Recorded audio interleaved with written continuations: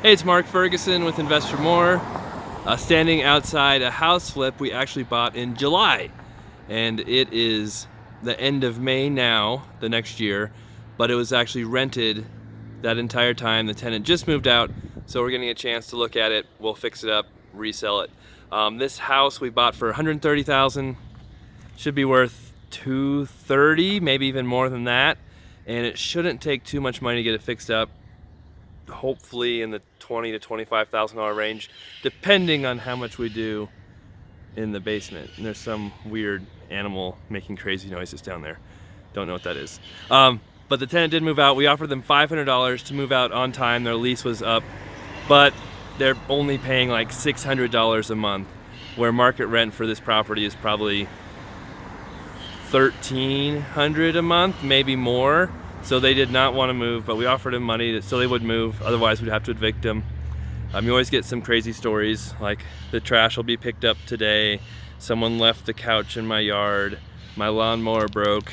So we always wait to give people their deposit back until the trash is actually picked up, because I feel like 60% of our tenants or people who are renting leave trash out and say it'll be picked up, and then it never gets picked up. So we always wait to make sure that's done. All right. So the property was bought from my direct marketing campaign, postcards we sent out to absentee owners. Bought 2 houses from the same lady. The other one we just sold this last week, and it had tenants as well, but they moved out a lot quicker than these tenants. And we bought that one for $170, ended up selling it for $280, in that range. But those videos are on YouTube as well. I'll try to remember to link to them.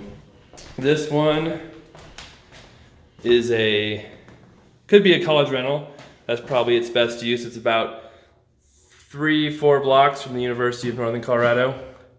So we got 2 bedrooms up, 1 bath up, then sort of a bathroom, and some sort of bedrooms in the basement that I'll show you too. Now, a lot of people are always asking us, when you buy a house that's occupied, why don't you just kick out the renters? Well, just because you buy a house does not mean their lease is voided. Depends on state laws, rules, regulations, all that stuff. Usually you have to honor that lease. You can't just kick them out because you bought the house. Now, in some cases, if you're going to move into the house as an owner-occupant, you might be able to end their lease early. But again, just because you end someone's lease early and they don't move out, doesn't mean you just can come in, change the locks, and take all their stuff. You have to go through the eviction process, which can take a month or 2 and cost some money, because you usually want lawyers to handle all of that.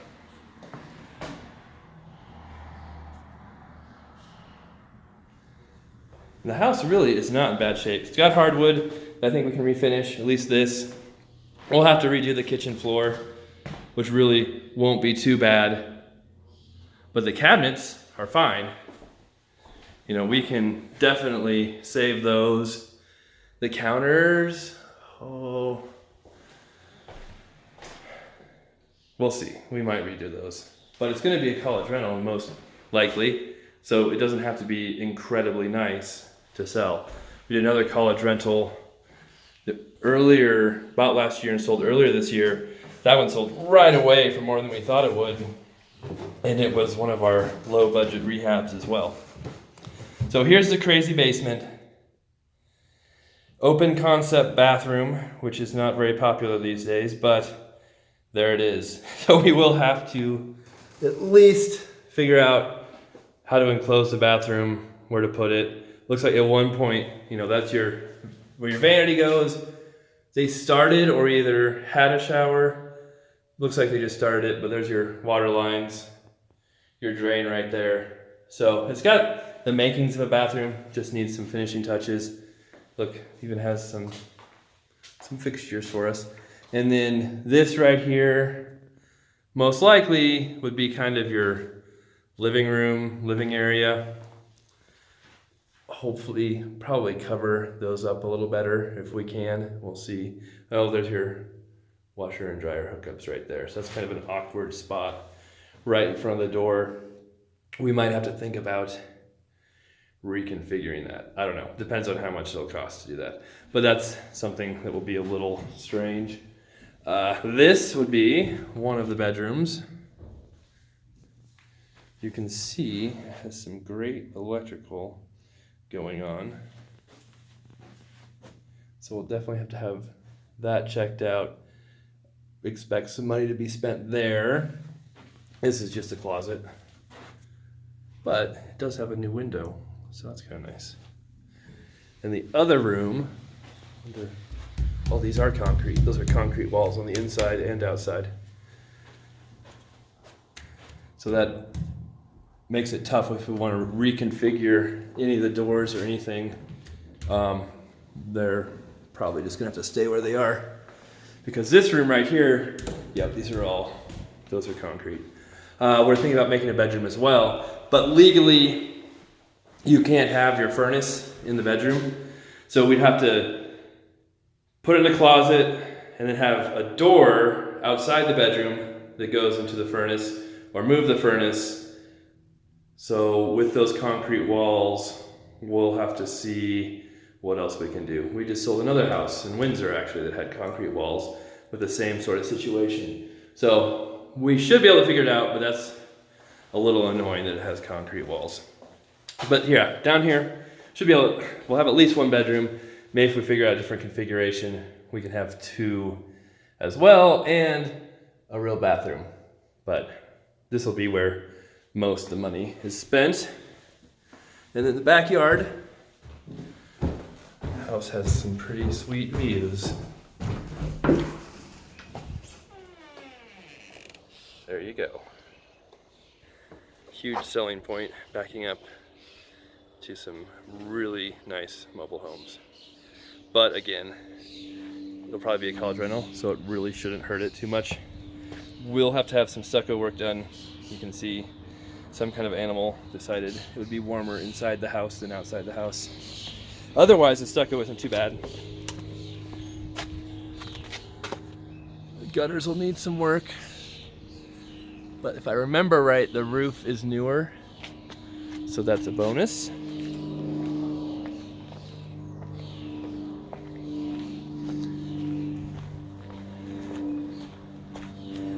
And there's that side of the house. You can see more giant holes in the gutters. Huh.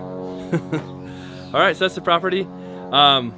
We'll get working on it here soon. Hopefully we're a little bit backlogged with houses. We have 14 right now, and we've lost a couple contractors recently, stopped working with them. So our biggest roadblock is just getting enough contractors, employees to work on all these houses, because we're also doing some remodeling on the rental properties. We're putting in the dance studio in our big 68,000 square foot property, so that's been taking up a lot of resources as well. But we'll get through it all and get this one started here eventually. All right, cool. Thanks for watching. Of course, check out investormore.com. Have a list of all our flips on there with videos, numbers, all my rentals as well, and lots of articles and information. As a reminder, my new book is out, Buying into Success, which is my first fiction book. So check that out on Amazon. I'll try to link to it as well. Thanks for watching. Hope you guys enjoyed it. And any questions or comments, leave them below, and I'll do my best to get back to you.